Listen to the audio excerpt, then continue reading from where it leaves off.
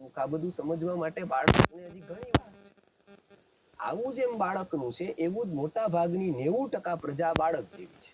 આમ તો ઇન્ડસ્ટ્રીયાલિસ્ટ છે, આમ તો 1000 જણાનું પેટ ભરે છે, પણ એ પેટથી ઉપર નથી ઉઠ્યું, કેમ કે એને દુઃખ પેટનું જ ખબર પડેલી છે. હજી સુધી એને એક જ ખબર છે કે લોકો ભૂખ્યા હોય તો દુઃખી હોય, માંદા હોય તો દુઃખી હોય, કેન્સર હોય તો દુઃખી હોય, ડાયાબિટીસ હોય તો દુઃખી હોય, ગ્લોબલ વોર્મિંગ હોય તો દુઃખી હોય, તડકો હોય તો દુઃખી, પણ માણસ વિચારથી જ સૌથી મોટો દુઃખી હોય એવું તો એને ખબર, એવું અનુભવે છે, એવું એના જીવનમાં થાય પણ છે, એવું એ નિત્ય અનુભવે છે કે ગમે તેટલી એસીની ઠંડક હોય, વૃક્ષોની હરિયાળી હોય, મોટા મોટા ફાર્મ હોય, સન્ડે મંડેની પાર્ટી હોય, સેટરડે સન્ડેના ત્યાં વીકેન્ડ થતા હોય, પણ એક વ્યક્તિ પોતાનું જો પ્રતિકૂળ હોય, એટલું જ નહીં, પ્રતિકૂળ થવા માત્રની આશંકા હોય, આ બધું ઝીરો.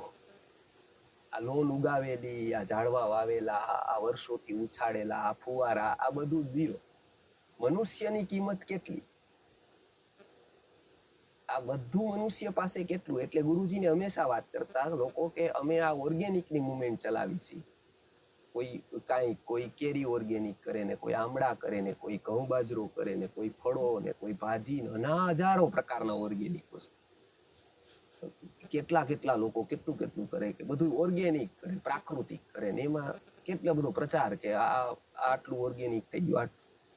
ગુરુજીને કે તમે શું ક્યાંય ફાર્મમાં રાખેલું ખેતીવાડી કરતા હોય, આયુર્વેદમાં નિષ્ણાત છો?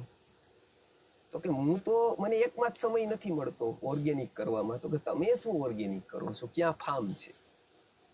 એટલે કે હું માણસને ઓર્ગેનિક કરું છું. સૌથી વધારે કઠિન છે, કેમ કે બધું જ ઇનઓર્ગેનિક કોઈએ કર્યું હોય તો એ માણસે કરેલું છે, કોઈ સ્વયં થયું જ નથી. કોઈ એવું છે કે સ્વયં કેરી ઇનઓર્ગેનિક થઈ, સ્વયં ભાજી ઇનઓર્ગેનિક થઈ, માણસ ઇનઓર્ગેનિક થયો, બધું ઇનઓર્ગેનિક થઈ ગયું. ગમે એટલું ત્યાં કરશો ઓર્ગેનિક, માણસ ઇનઓર્ગેનિક રહેશે, પાછું ઇનઓર્ગેનિક કરી દેવાનો છે. એની પેઢીવાળા ઇનઓર્ગેનિક કરી દેવાના છે. તો માણસ ઓર્ગેનિક થયો તો બધું ઓર્ગેનિક થવાનું છે. એ સૌથી વધારે કઠિન છે, એને ઓર્ગેનિક. કેમ કે ઓલાના તો ખાતર પણ મળે છે, ઓના તો છટકાવના મજૂર પણ મળે, બધું મળે. માણસનું કાંઈ ન મળે. એને માત્ર એક જ છે, વિચાર. જે દિવસે એનો વિચાર પરિવર્તન થશે તે દિવસે એની ચેતના પરિવર્તિત થશે. એક જ ઉપાય છે, શાસ્ત્રોએ એક જ કીધું છે. બાકી તમે હજારો લાખો વસ્તુઓ કરો, એનું અંતે કોઈ જ ફળ એ મળે, પણ કેટલું મળે અને